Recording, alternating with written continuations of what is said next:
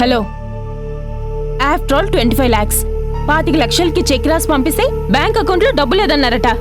అవును, నువ్వు పంపిన అకౌంట్లో అంత డబ్బు లేదు. వాట్? నా అకౌంట్లోనా? ఇండస్ట్రియల్ శ్రీధరరావు గారి కూతుర్ని నా అకౌంట్లో ఆఫ్టర్ ఆల్ 25 లక్షలు లేవా? సారీ, అది నీ పర్సనల్ అకౌంట్. ఎవరి పర్సనల్ అకౌంట్లో అయినా అంత పెద్ద మొత్తంలో అమౌంట్ ఉండకూడదని మీ నాన్నగారి పాలసీ. ఓహో, ఈ విషయం నీకు ముందే తెలుసన్నమాట. అంటే అకౌంట్లో డబ్బు లేకుండానే నేను చెక్ రాసి పంపిస్తే అది తిరిగొస్తే చూసి ఎగతాళి చేద్దామనా?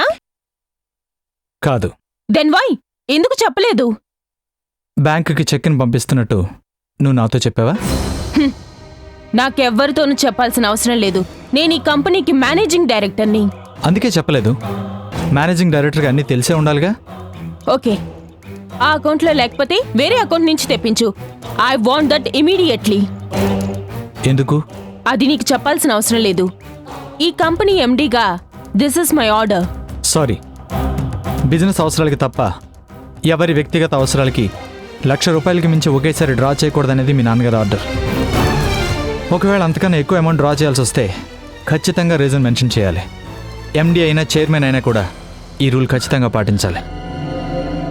ఓకే, నేను కొత్త కారు కొనాలనుకుంటున్నాను. వెంటనే అమౌంట్ పంపించు. కుదరదు. పర్సనల్ అవసరాలకి డబ్బు డ్రా చేసేటప్పుడు రీజన్తో సహా ముందు లెటర్ పెట్టాలి. అది అకౌంట్ సెక్షన్లో వెరిఫై కావాలి. ఆ తర్వాతే డబ్బు డ్రా చేసుకోవాలి. హెల్ విత్ ది ప్రొసీజర్. ఎంత టైం పడుతుంది? At least half day. All right, make it fast.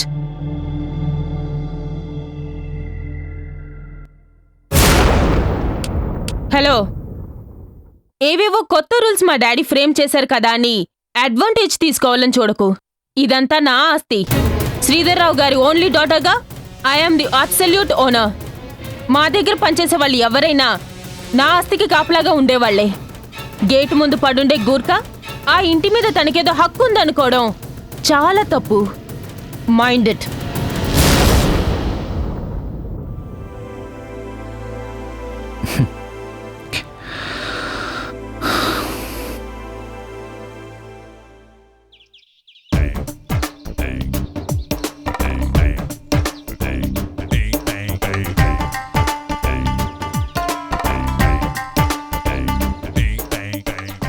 ఎవరి టక్కులాడి సరాసరి లోపలికి వచ్చేస్తుంది?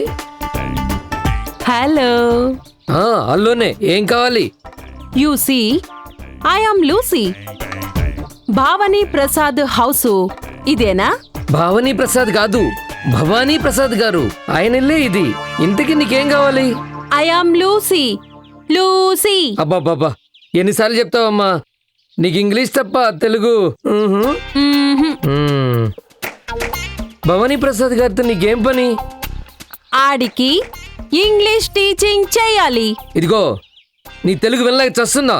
మా సార్ను పట్టుకుని ఆడికి ఈడికంటావేంటి? అంత కోపం ఎందుకు? Cool man, cool. సర్లే, పద.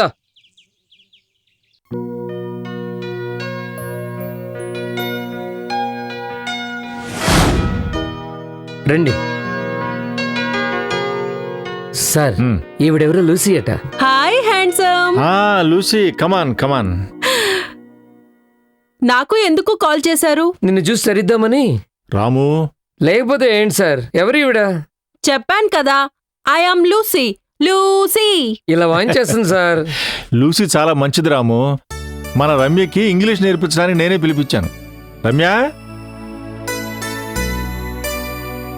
రామ్మా. Lucy, she is Ramya. Hello, how do you do? Hello. No, మనిషి కనిపించగానే హ్యాండ్ టు హ్యాండ్ ఇలా ఖర్చుకోవాలి. ఖర్చుకోవడం కాదు, కలుపుకోవాలి. మీనింగ్ అదే కదా. చూడు లూసీ, నువ్వేం చేస్తావో నాకు తెలీదు. సాధ్యమైనంత తొందరగా రమ్య వేషము భాష పూర్తిగా మారిపోవాలి. కార్పొరేట్ ఉమెన్ లాగా కనిపించాలి. You don't worry sir, I will do everything. వీలైనంత ఫాస్ట్ గా రమ్యకి షేపులంతా మార్చేస్తాను. రమ్య, బాగా నేర్చుకుంటావు కదా? రమ్యమ్మ, ఈవిడ ఇంగ్లీష్ అని చెప్తుందో గానీ నీకొచ్చిన తెలుగు మర్చిపోకుండా చూసుకో. రే రాము. వస్తున్నా sir. Come on Ramya, come on. Sit down. Ramya, from this moment నేను టీచర్ని, నువ్వు స్టూడెంట్వి. మనం ఓపెన్ గా ఉండాలి.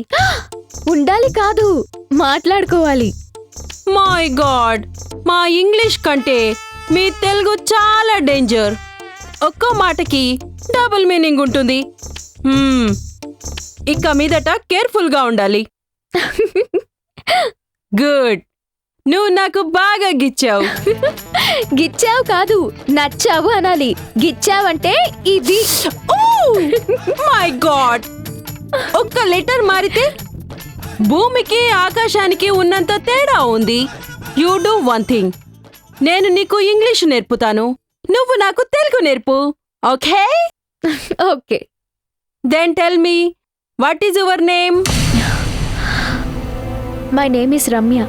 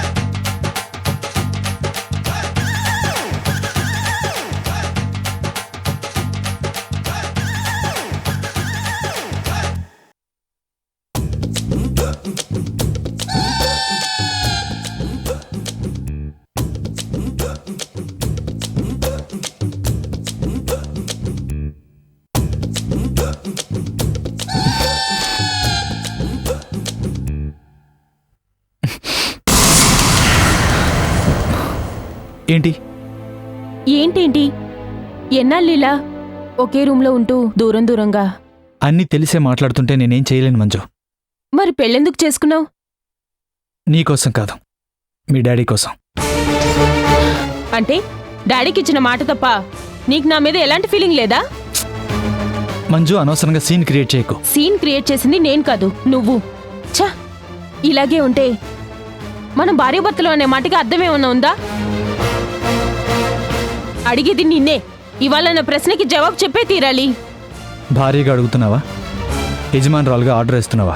రెండు. చెప్పు, నీ మనసు మార్చుకుంటావా లేదా? మనసు అనేది మంచం మీద వేసుకునే దుప్పటి కాదు, డిజైన్ నచ్చకపోతే మార్చి ఇంకోటి వేసుకోవడానికి. గోపి, నేను నీ భార్యని. భార్యవి మాత్రమే, అర్ధాంగివి కావు, కాలేవు. ఛీ, నిన్ను కాదు, చచ్చి ఏ లోకంలో ఉందో కానీ దాన్ని, ఆ దరిద్రురాలను అనాలి. మంజు, ఏ, నీ మాజీ ప్రియురాలను ఒక్క మాట అంటే అంత కోపంగా ఉందా? మరి నువ్వు చేస్తున్న దానికి నాకెలా ఉండాలి? నా మనసు ఎంత బగ్గుమనాలి? నాకే గనక శక్తి ఉంటే దాన్ని మామూలుగా కాదు, పొడిచి పొడిచి చంపాలనుంది. మంజు, ఛీ, ఈ లోకం నుంచి వెళ్ళిపోయినా ఆ అమాయకురాల మీద నీ కోపం ఇంకా తగ్గలేదా? రాధ దేవత, నిజంగానే దేవత. అందుకే ఆ దేవుడు ఇంత తొందరగా తన లోకానికి రప్పించుకున్నాడు.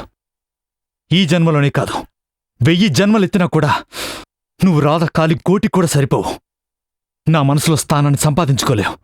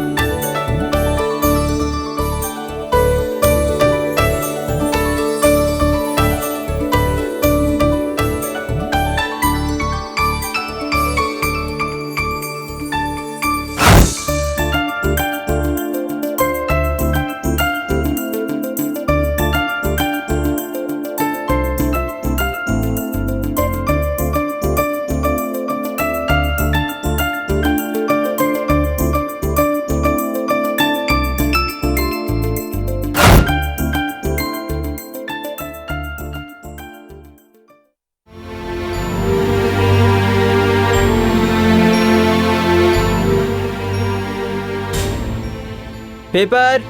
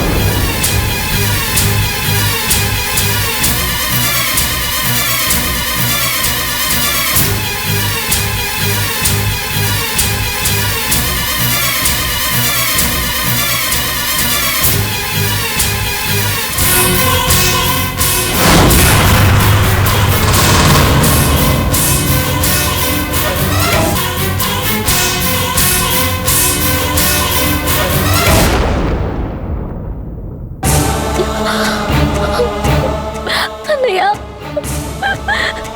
అన్నయ్య నీకు చెప్పకుండా ఇంట్లో నుంచి వచ్చేసానని నువ్వు కూడా ఈ లోకంలో నుంచి ఎవరికి చెప్పకుండా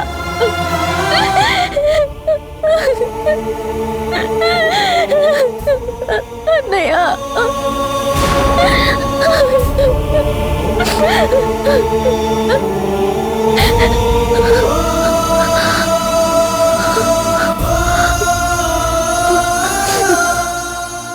వెళ్ళాలి, తప్పకుండా వెళ్ళాలి. కనీసం కనీసం ఆ రోజుకైనా వెళ్ళి. ఒసే రాధా, మళ్ళీ ఎందుకు వచ్చావే? బొట్టు లేకుండా నా మొహం ఎంత దరిద్రంగా ఉందో చూసిపోదామని వచ్చావా? మీ అన్నయ్య చెరువులో పడి చచ్చాడు కదే, నా కోసం కాదు నీ కోసం. ఇప్పుడు నీకు తృప్తిగా ఉందా? సంతోషంగా ఉందా? అర్ధాంతరంగా నా మొగుడు చచ్చాడు కదే. అందరూ చచ్చారనుకున్న నువ్వేమో గుండ్రాయిలా బతికే ఉన్నావు. అన్యాయంగా నా మొగుడిని పొట్టలో పెట్టుకున్నావు కదే. పుట్టబోయే నా బిడ్డకు తండ్రి లేకుండా చేశావు. నా పసుపు కుంకుమల్ని నాకు దూరం చేసిన నువ్వు నాశనం అయిపోతావు, సర్వనాశనం అయిపోతావు. అసలు నీకు పుట్టగతులే ఉండవు. చండాలబ్దానా, దరిద్రబ్దానా, పోవే, పో ఇక్కడి నుంచి.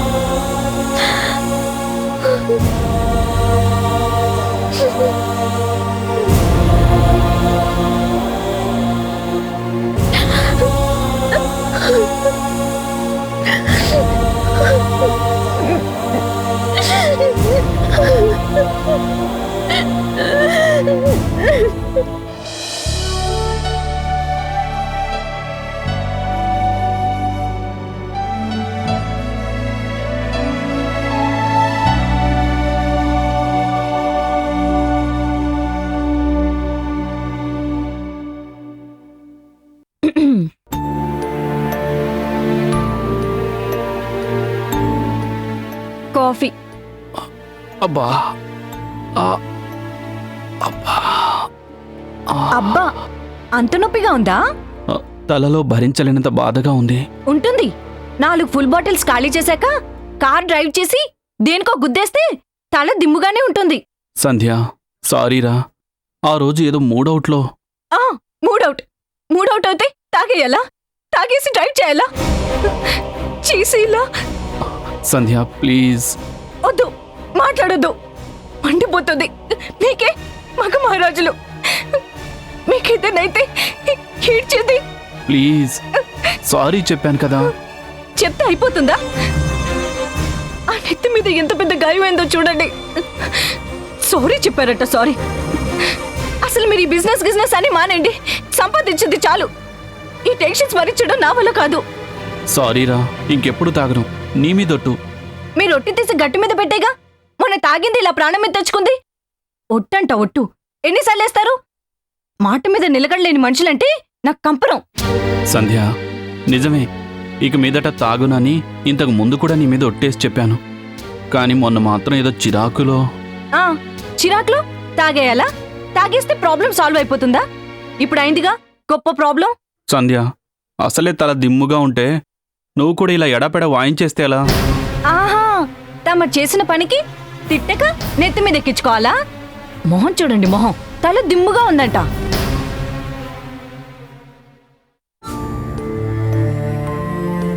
బాగా దిమ్ముగా ఉందా? నోటికొచ్చినట్టు తిట్టావుగా. నాకెలా ఉంటే నీకే? నాకాక ఇంకెవరికట? తిట్టానంటే ఏదో కోపంలో తిట్టాను. ఏ ఆ మాత్రం నేను మాట అనకూడదా? పెద్ద అనొచ్చు. ఒకటేంటి 100, 1000 మాటలైనా అనొచ్చు. నీ ఇష్టం. ఇదిగో ఈ తలకాయ నీది.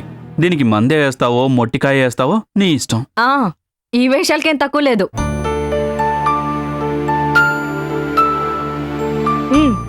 వేసుకోండి. అలా కోపంగా చెప్తే నేను వేసుకోను. ఆహా, బుజ్జగించి బతిమలాడి వేసుకోండి బాబు అని బుజ్జి కన్నా అని అనాలా? బుజ్జి కన్నా అనే కాదు, ప్రియా సఖ అన్నా కూడా నాకేం అభ్యంతరం లేదు. వేసుకోండి. ఉహుం, వేసుకోమంటున్నానా? ఉహుం. అబ్బాబాబా, మీతో వేగలేక చచ్చిపోతున్నాను. మింగండి. అప్.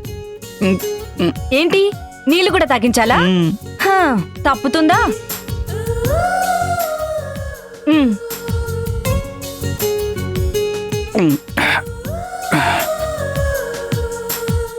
కాఫీ తాగి తిక్క వేషాలు వేయకుండా బుద్ధిమంతుల్లా పడుకోండి. మ్మ్.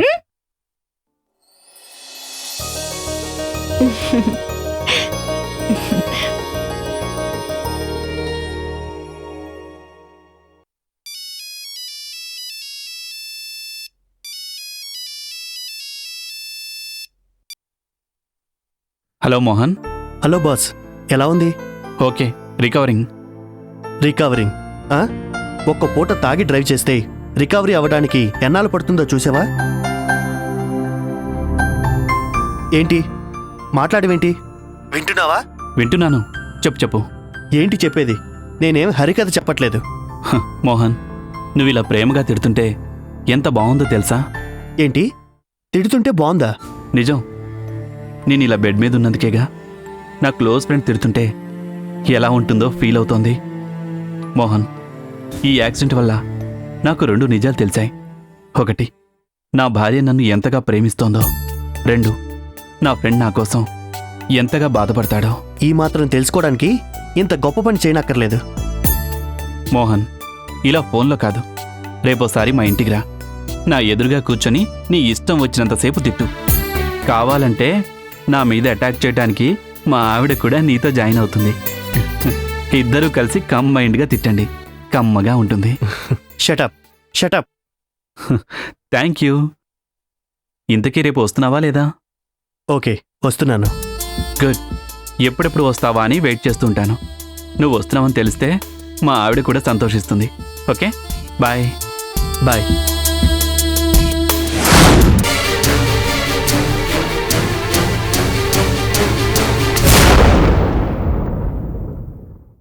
అటు వాడు ఇటు సంధ్య ఫోన్లో విరహంతో వేగిపోతున్నట్టు మాట్లాడుకుంటుంటే అది విన్న నాకు ఇంకెంత షాక్ తగిలుండాలి.